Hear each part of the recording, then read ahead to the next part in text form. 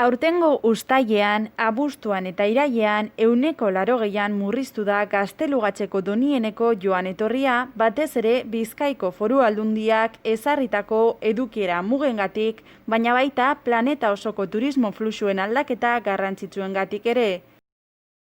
Hala, aurtengo uda ezoikoan biotopo babestuak 61.006 bisita izan ditu, iaz, aldiz, 322.813 bisita izan zituen.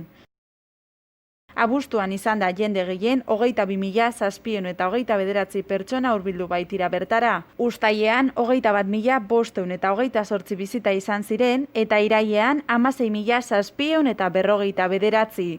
Uztailaren 24an, uztailaren 17an, abuztuaren 10ean eta irailaren 9ean jaso zituen turista gehien.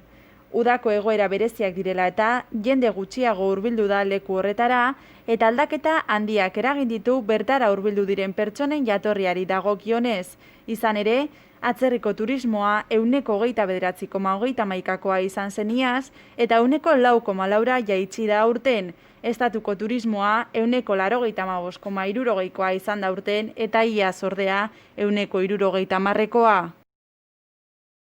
Frantzia eta Belgika dira atzerriko turista gehienen jatorrizko herrialdea eta estatu mailatik Gaztelugatxera hurbildu direnen artean gehiengoa Euskal Autonomia Erkidegoko 3 lurraldeetatik etorritakoak izan dira, 22,39% hain zuzen ere.